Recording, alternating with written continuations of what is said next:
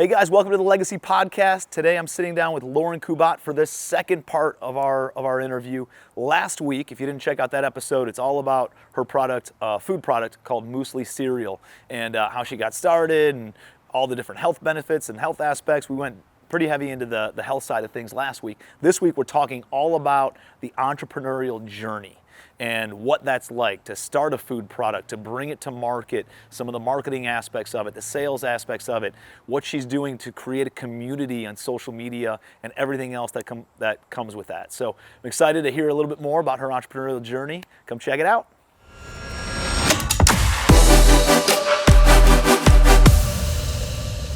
Lauren, welcome back, right? The first episode that we recorded was all about the health aspects and your product Muesli and what it can do on the fiber side and how you have the protein side.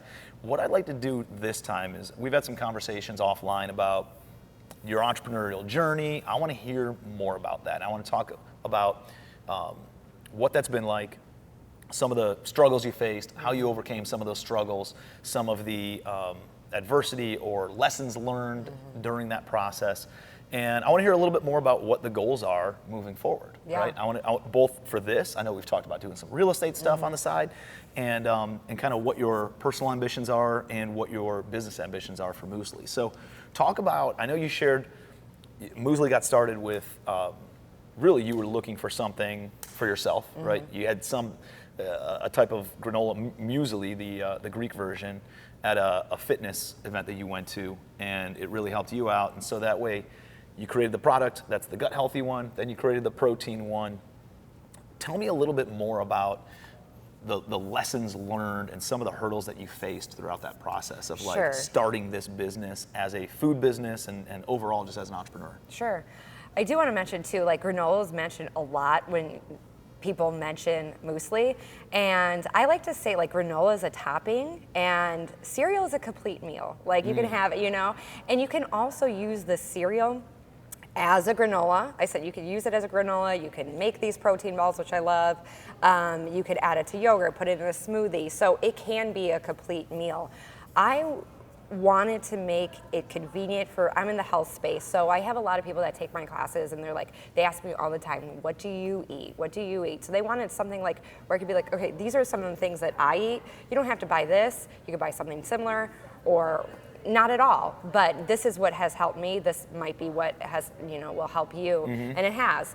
So do you think there's a one size fits all where if it worked for me, it's gonna work for you, or generally it will work, or generally there's certain things that we should all kind of stay inside the lines on? What are your thoughts on that? I think a general rule is like we all need protein, we all need fiber. Like you're very fit, right? So people would come to you and say, what do you eat and can I get the same results that you have?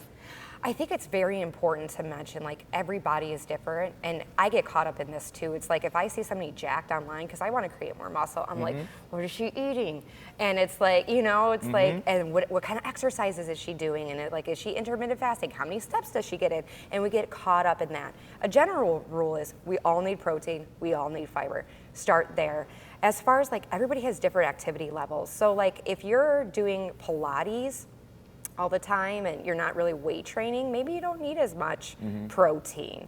There's not a one size fits all. It's kind of like saying this one particular exercise is good for everybody. We know that's not true. Right. Like if you do a HIIT training, it might work really well for somebody in their 20s, but let's say a woman is premenopausal, a HIIT workout is going to be so triggering, I guess, for a lack of a better word, for her cortisol levels. So that might mess her up even more, create more stress, and her hormones are all over the place, so she's not, her metabolism is all messed up. So you gotta look at what you need and what you enjoy and go from there. So it's not a one size fits all as far as like the type of workout and what you need to eat. Makes sense. A common, a common guideline is protein and fiber.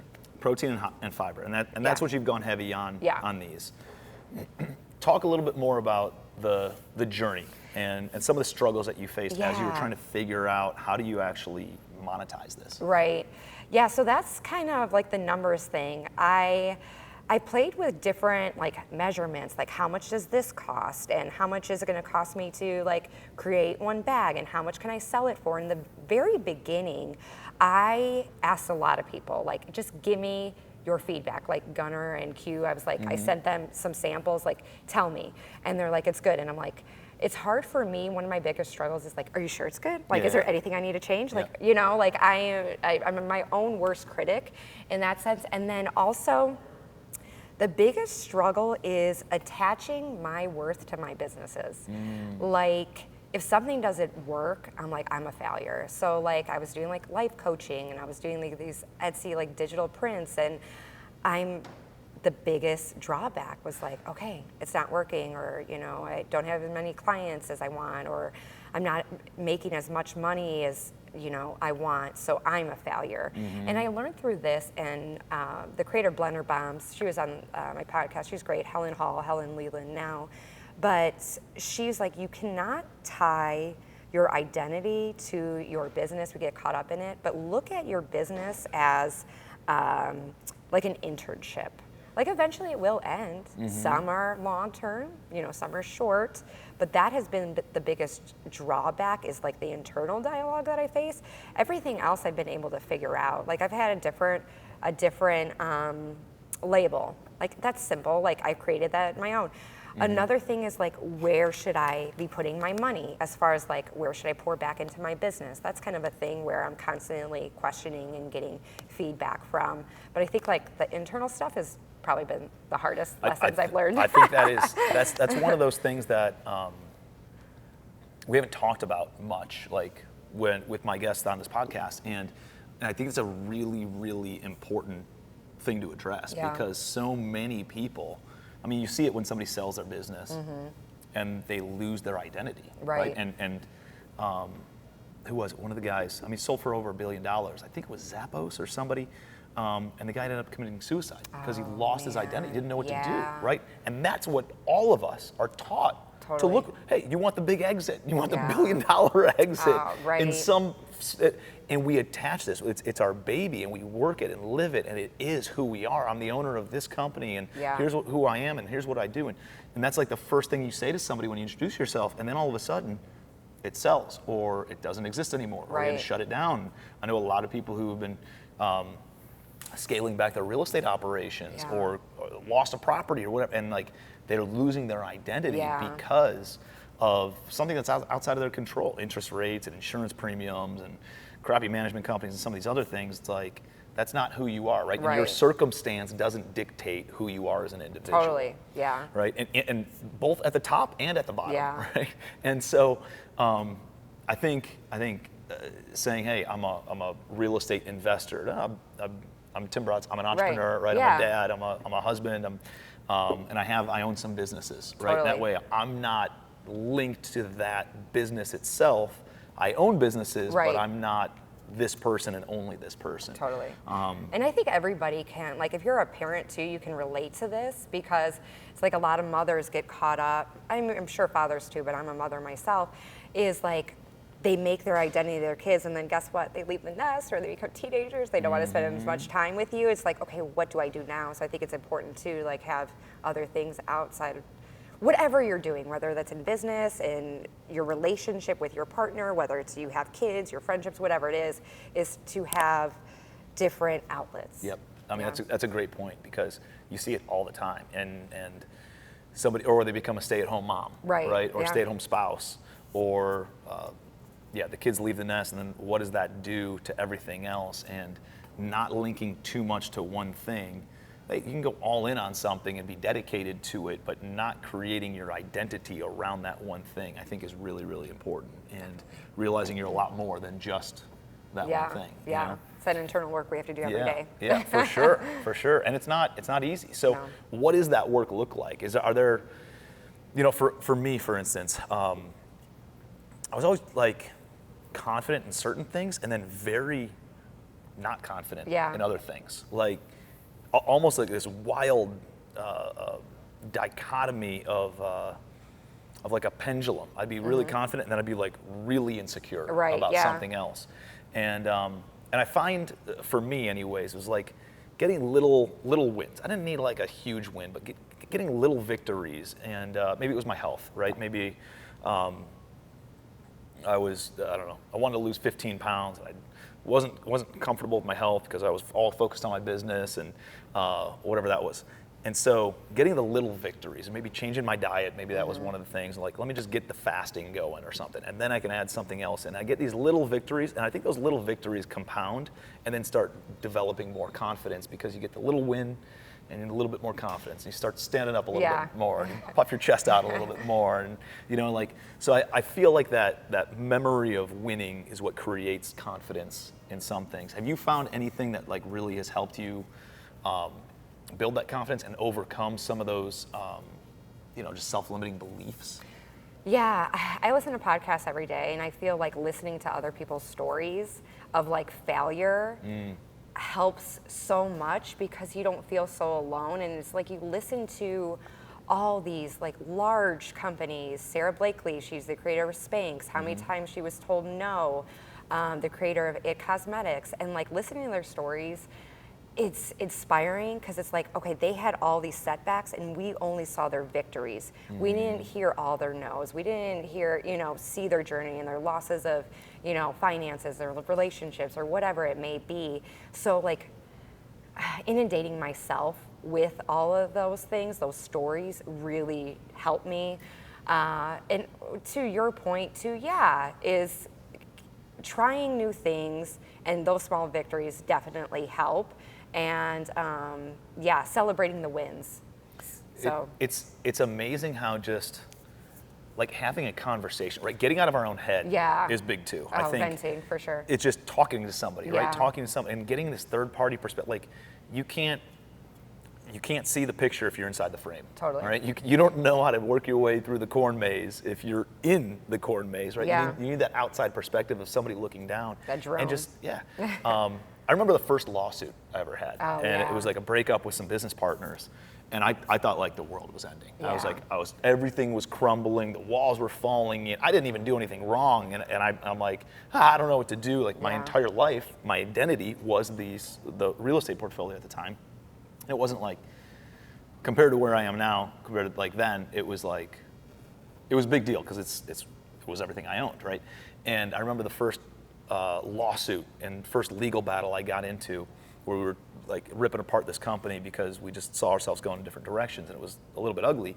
And I remember just and just being totally consumed. And then I got on a phone call with my mentor, and he's like, dude, hand it off to the attorneys and go back to making money somewhere. Yeah, right? Like, I love like it. what are you doing? Like, I love it. Why are you even wasting energy on this? Yeah. This is what attorneys were invented for. Hand it off. Yes. Go make some friggin' money. Yeah. And it was two-part. It was, one, go get some more victories, right? Because it's not just about making the money, it's about the little victories that have to happen, and the value you have to give, and the value that then comes full circle because you were giving that value, and then you get these little wins, right? And then secondarily, it's like, that's not what you're good at. Stay out of that lane. Right. Hand it off to some, like you're in business, you're gonna expect this. This is something that is standard as you get to a certain size. Right. And that philosophy is like, that was 2015, and we get sued all the time, right? Like they're slip and falls. Just another one. Right. Like I got one yesterday. And Oh man. yeah, somebody who lived at a property for 2 years and 2.5 years, and they said that they want all their rent returned and something else because they had a leak in their apartment. I was like, what? It was so bad that you lived there for another 2.5 years? Like, whatever. So anyways, I get stupid stuff like that, hand it off to the attorney, let them deal with it, or the insurance company if it's something like that. And then the other thing that's helped me also is just gratitude. Because we're all comparing ourselves to somebody else, and that comparison is the thief of joy. But when you start comparing yourself to where you started, that's the only real, like, true comparison that should be made. And when you look at where you are today versus where you were 12 months ago or 24 months ago or 6 years ago, right? And you're like, wow, I was dreaming and praying for these problems that I have today 5 years ago. And now I have those problems, and now I'm complaining about those problems, but guess what? I was like, I'm in the place that I wish I could be in 100%. 5 years ago. And I think that instead of looking forward all the time, and we're always looking forward, is just, I don't know, glance back every once in a while and be appreciative of where you are today. And I think that's a place of empowerment too. It gives you a lot more confidence and a lot more appreciation, and then all of a sudden you show up better in everything that you do when you show up with gratitude. I love that, and it's so true. Because like anytime I take the time to like journal and reflect, I feel so much better afterwards because it is so good to be like, oh yeah, I've come this far. I'm not the same person, and my old me would be so proud because you go on social media and then you're screwed because you're you're comparing yourself to everybody else, whether it's your body, your business, your relationship, your kids, whatever. Yeah, just stay off. It's such a great marketing tool and a great connect. Like some of my best friends came through social media, and you know, connections that I have in business and in life, and people we vacation with, and like I met through online somehow, and it can be a great tool, but it's a double-edged sword. So like I own thousands of apartments. I see somebody buying a 22-unit building. I was like, I need to go buy more apartments, right? Like, no, I don't. Like, pump the brakes, relax. And so I still get that feeling when I scroll through social media. So when I go on, I try to be very intentional about what I'm looking for, or I follow or unfollow or whatever that is, to make sure I'm trying to only pour good things into my brain and good influences in my brain. You know, things that are more lessons and learning versus just people bragging about stuff. Totally, yeah, because it could be braggadocious on social media. And also too, it's like when you look at their life, you have to think about their lifestyle. Is that the lifestyle? Like if you're looking at somebody who's jacked and they like never go out to eat with their friends or their spouse or never have a cocktail or, you know, or at the gym 24/7, they're sacrificing their kids. Like, you may want that, but do you want their lifestyle in order to achieve that? So really, really powerful perspective. Like, what are they giving up in order to get that? And there's always people with bigger businesses or making tens of millions or hundreds of millions of dollars, but there's certain sacrifices that need to be made as you're going through that process. And are you willing to sacrifice some things? And you know, I think there's definitely things that can be done in order to try to keep things balanced, in order to say, hey, I'm still going to go home and have dinner with the family. But there's always sacrifice. I don't know, what if you had breakfast and lunch with the family too, if you didn't try to build a $100 million business and you were okay with a $15 million business, right? And because one of the things that I found is as I've made more money, my lifestyle didn't really change after a certain dollar amount. And it wasn't millions and millions of dollars. It was somewhere in the mid hundreds, thousands of dollars. I think anybody can afford anything pretty much in the world. Like you can go on any vacation, you can drive any car, you can live in any kind of house, and like maybe you don't have a private jet, but that's really the only thing that I think you can't afford after you make several $100,000. But there are adverse effects to your life by trying to push to make $5 million or $6 million or $10 million or whatever a year. There's a lot more risk, there's a lot more liability, there's a lot more lawsuits, there's a lot more bullshit you got to deal with. Maybe there's more staff, maybe there's more headaches, maybe there's more whatever else that comes with it that can adversely affect your health and your wellness and your mental capacity, your lifestyle, right? Versus just making more money. Like you couldn't even spend it. Like I wouldn't even know how to spend. And I don't like. Once I got to a certain place, it's more for me about lifestyle now, right? I want to be able to go and check out for a month and just hang out with the fam in Europe, or go on an African safari, or go to the Caribbean and sail around on a boat for 3 weeks and not have to worry about it. Like that to me is worth far more than an extra million or 10 million or $100 million in the bank. Now I like the game, right? I like the game of trying to like give enough value, because I think money is also like it's a scoreboard for how much value you give, right? And if you can make more money, it's because you're giving more value in most scenarios, right? There's some schemy, scammy ways out there too, which I don't agree with, but I think generally if you can give more value to people, then that comes full circle and you start making more money. And then, so I like that component of it. From a lifestyle and like comparison and all the other stuff, like, I don't know, you guys be asking yourself those questions that you were saying, you know, which I think is key. So what does it look like? How many different product SKUs would you say that you have? I have 3, because I have the large bags. Well, each different, they have is their different flavor. So I would say 4. Yeah. So you have the small bags of the gut and the protein. Correct. And then you have the big bag of the gut and the protein. Correct. Yes. Oh, thanks, Cam. Look at this. Look at dun, you. dun, dun, dun. Yep. And so what's the I don't know, what does the next 24 to 36 months look like? I want to market the brand more and just kind of reach more people. That's a big one, and that's something that I'm kind of always thinking about. And I don't know. I kind of take it day by day. I don't think so far into the future. I go like month by month. Each time you add a new flavor, you're adding another expense. Yep. And so that's kind of why I've held off on another flavor. People are like, well, why don't you do that? And then it's like, well, it's just, you know, you have to buy the labels, and then you have to like test it, and then, you know, different ingredients.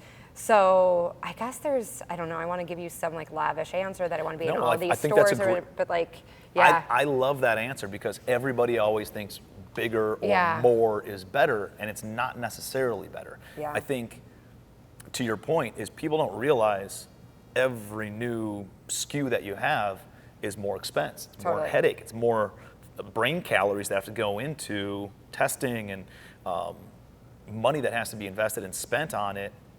And is that the highest and best return on your investment, right? If you took $10,000 in order to create another flavor and everything that goes with that flavor, what if you took that $10,000 and put it towards marketing of these flavors initially, right? And then you develop enough of a following in these flavors, and then you have enough of a following where now it makes sense to spend the $10,000 over here for a new flavor because it's an instant bestseller because of the marketing and the commitments and the amount of already recurring clients that you have. Yeah. And I think I love that answer because it shows a lot of wisdom, right? Even though it's a young business, you obviously understand the business elements of things and what can go into it. And I think some newer entrepreneurs or younger entrepreneurs or less experienced entrepreneurs would be like, no, I need 15 brands right out of the gate. And that's not the move. The move is create a couple of really good brands or really good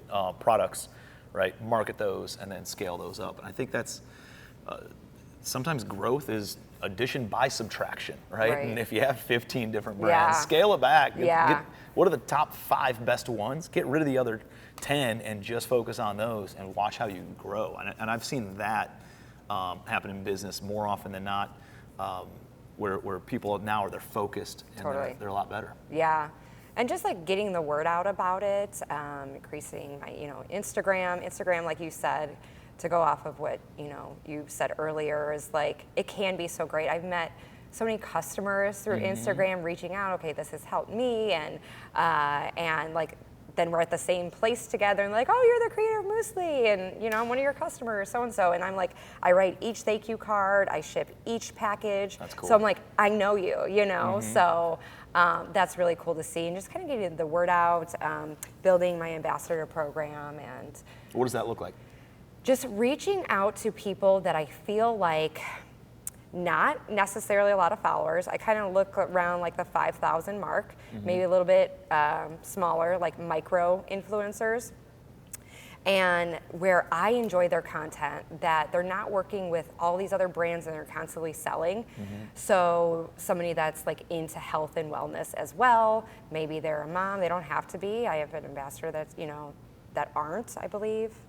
Maybe they're all moms, but living, it doesn't matter. Living like busy lifestyles. I mean, that's your brand, but you're a busy mom, right? And wife, and you got your own business, and you got the kids, and all the activities and all that. And guess what? That is your brand, and that is usually who you attract into your tribe. Totally. And that's great because you have things to talk with them about. You have things like they relate to you, and we talked about it the other night on the panel, like. Quantity is not better. Quality is better. Right? And so somebody with 2,000 to 5,000 followers who have like a tribal following of people who really love their content and engage with it, that's way better than somebody with 50,000 fake followers or people who live in other countries or whatever. Totally. And I've had people with a lot of followers like share the product and the return wasn't that great. And that's okay. It's like if you have a smaller following, you have a small group of people that are invested in you, and they're like, okay, if she is saying this, then let's try it. So well, I think there's an authenticity to like the micro influencer. Oh yeah. As opposed to somebody who's just can be bought by corporate. There's so much noise around that now. It makes sense that that point that you just made of like the ROI is not there with some of these bigger influencers because sell, Right. sell, and then all of a sudden people don't engage with their content because there's no real value being given. Totally. Yeah. So. Well, that's good. I'm excited. I'm excited to see where things go over the next Yay. couple of years and Thank see you. kind of what direction you take it in. And we are customers of your product. And Kate always buys these ones. I want to try some of the gut ones too. Okay. though. Yeah. And absolutely. I put some in your basket. oh, thank you. You're Thank welcome. you. And but yeah, we work out with Gunner, so it's all like protein and everything. You Yeah. know? But I like the idea of kind of mixing it up and stuff. And no, it's super fascinating to see and hear about businesses that are not in real estate, because a lot of the people I have on here are real estate folks. So I love having other businesses and other entrepreneurs, and it's intriguing because you see it, the product is different, the widget is different, the service is different, but the